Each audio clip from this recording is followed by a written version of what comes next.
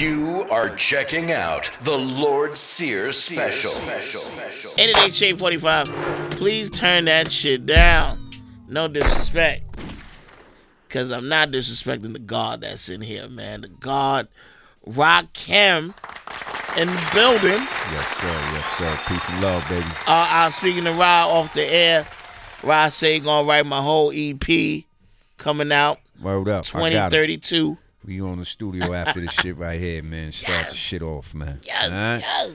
Rod, what up, man? You, my G. You, man. Hey, big up, man. You've been doing your thing, man, for a long time. Thank you, brother. You've been holding this shit down, man. I try. Keep rocking this shit and let motherfuckers know what it is. I had to play a long time ago the original version of the B side to Egg Beef for President with my melody, and it was the TR-808. It was the drums. It wasn't. Damn, it was the Marley remix, I think, and it was incredible. Word up. And yeah, and motherfuckers like, where can you get that? I said, I ain't getting you shit, nigga. All right. I ain't getting none, nigga. That's... Marley. Big up, Marley. Word up. Rakim, the name. That's your name from date of birth. No. My govy is William Griffin. Okay. My government name is William Griffin. Rakim was my Islamic name. Okay. You know what I mean? And now it's my name. Period. You know what I mean? But, yeah. It wasn't my govy though. Now, it's ill because you have the God body name, but you also have a professor name. So it still works. All right. Both. William Griffin sound like, you gotta go to that professor, man, to know your shit. Mr. William Griffin, I know him. Yeah, I went to class. I went to his classes, man. I tried to pass his classes. But the God Rakim, yes, sir, is still like lyrically, metaphorically, you just say shit that's like, damn. Good luck, man. And I was gonna cry, but I'm a grown ass man. I don't cry in a nigga's face. I said my nigga God is here. I was like, fuck that, man. Yes, sir. Appreciate it, baby. Wow. Working on that first album, I don't want to go back, but not really, because I'm going to talk more about the book. But working on that album, did you think it would be such a classic now, and to be put in movies and remixed and Reverend Harlem? Not at all. Like in the beginning, man, it was just my love for music and rapping. You know what I mean? Eric came to my crib. Friend Alvin Tony brought him to the crib, and from the beginning, it was like because I've been rapping for a while to the point where I was kind of content with the fact that I may never make a record. You know what I mean? So when Eric came to the crib saying, yo, I know Marley Marl and Magic, at this point I wanted to go play football, man. I thought I was going to be a quarterback. Thought I was going to college, you know what I mean? Okay. So I was more... You was on LI. Yeah, you know what I mean? Yeah. So at that point when I met Eric, it was like, all right, well, if it happened, yeah, but, I'm about to go play football. So Eric B was like, well, you can do this record with me, and it'll be Eric B featuring Rakim. You don't have to sign a contract. That's why we did it like that. Eric B featuring Rakim. I never had to sign a contract, and I would have still been able to, go to school. But unfortunately, man, I stopped growing. Quarterbacks nowadays 6'5", 240 pounds, you know what I mean? Yeah. I'm 5'8" with Timberlands on and shit. It couldn't be no run. You could be a running back now. You know what I mean? Maybe, you know what I mean? A little scat back, a little running back. But yeah, man, stopped growing. It was a good thing that Eric came and knocked on the door, man. I'm here, man, and it's a blessing 30-something years later that I can still do things that could be somewhat relevant in hip hop. You know what I mean? The book Sweat the Technique. Yes, What's that about? Always had a book on my mind, man. People used to always try to ask me, you should do a book. You should do a book. I never felt that I was interesting enough to do a book. You know what I mean? What I'm gonna tell them? You know what I mean? I like sitting in the crib, chilling. I like hanging out with. But we found a cool way to do it, man. The book is more about inspiration, man, to other artists. If they rap, if they athletes, whatever it is, man. Just people of all walks of life. Just trying to bring the best out of people and, you know, help them be the best they can be. So that's the idea of the book. Yes, sir. Now, when does the book come out? It came out 24th. Sorry. September 24th, a couple days ago. Okay. Yeah. Did you do an audio? Yes, sir. Yes, wow. Sir. Hold up. Long, grueling hours, bro. Long, grueling hours, man. But I'm glad that I did it, man. It's one of them things where, you know, you want your book done right. Sometimes, you know, you might have other visions. Like I was gonna go get Omari Ghost from Power. I was gonna go get him to do the audio book. You know what I mean? Yeah. But my people's over at HarperCollins, that's who put the book out for me. I was like, Rob, this is a little more personal. You know what I mean? It'll be better if you know, did it yourself. People would gravitate towards it a little more. You know what I mean? So word up. So yeah, man, sweat the technique, man. If y'all like reading, or if you don't like reading, get the audio book, man. Sit back and I don't like reading, man. I like listening to shit. Me neither, man. I like to read a little bit, and you know what I mean. But that's bad, man. That's bad. You know what I mean? So you know what I mean.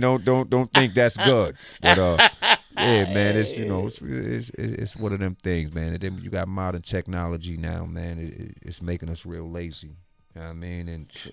You know, why not enjoy? You know, we have the comfort to have a book read to us. You know what I mean? Like, why not? Yeah, shit.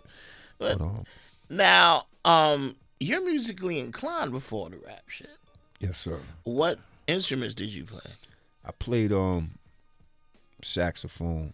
You know, when you come up in school, they give you the little recorder first, little flute joint. Okay. So I played, you know what I mean? So I played the flute first, second grade. Okay. Third grade, fourth grade, I got, you know, saxophone, man. Was that for the ladies? Yeah, man. You know what I mean? You get a little extra love when you got the solo at the assembly. You know what I mean? But you know, came up in a musical household, man. Okay. That's my brother right there. All right. Yeah, he played the sax. Yeah, it looked like he talked too much, man. He don't say shit, man. He like, nigga. Yeah, man. But yeah, he played the sax. Okay. He used to bring his shit home, and I'm glad he was lazy, because he would just take the shit off his neck and lay it on a fucking case. So I used to come home, look around, pick that shit up. Get busy. Play the same shit he was just playing. Oh, okay, okay. So I learned, I taught myself how to play by ear, listening to him and shit. And yeah, man, I played instrument, you know, all through school. And you know, when rap came along, man, it was like an easy transition, man. Like that shit was like, I felt it was right there for me. What made you say, look, man, damn, what should I do? Play more on the instruments and hip hop? Nah, it wasn't even it was just. Yeah, it was like, yo, this hip hop shit taking the world by storm. I mean, took the hood by storm. You know, for a while I tried to hang in there, you know, with the sax, but it's like hip hop, man. It's a culture that should take, you know, change your whole world, man. I started, you know, rhyming more, started wanting to DJ, started going to parties, stopped going to band. I didn't know you DJ. You know what I mean? Yeah. Wow. So like, yeah, I love them turntables. I love them turntables. I'll be hearing how you know, put your, you know what I mean? I love hip hop, man. You know what I mean? I just like to see people, you know, hyped about it like I am, man. I like to see people involved in it. I love all aspects of it, graffiti, breakdancing, you know what I mean? Like, I love this shit, you know, from day one. I remember sitting on the trains and shit trying to read the graffiti, like, what the fuck do that shit say? Like, but it looks incredible the way it's written. Goodness, you know what I mean? Mm-hmm. So, you know, I'm still a fan of it, man, and, you know, I feel good when I'm around it. What would you be your graffiti name if you had to write? If you was the bomb, yo, Rob, the show over, nigga. Let's go bomb. I got the unis. I got the pilots. I think I probably would have been some old crazy name like Visual One or some shit. You know what I mean? Okay, You know what I okay. mean? Visual One. Yeah, man. yeah. Always trying to, say something and shit. You know me, man. But yeah, man, I love, all the different elements, man, of hip hop, man. I used to think I can break dance back in the day, pop locking and all that shit. You know what I mean? But it's a beautiful thing, man. I just want to see it, keep going and respect it as a genre. What do you think now as what's getting respect now is not from back in the days when you wrote your own rap, you said your own rap, right. You knew that was you. You heard the voices, that sound like Rod, that sound like Kane, that sound. But now it's cool for someone to write for you. Yeah. And put it out there.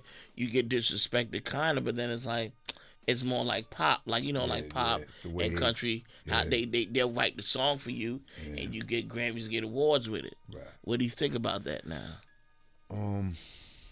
It was a little different when when I was coming up, man.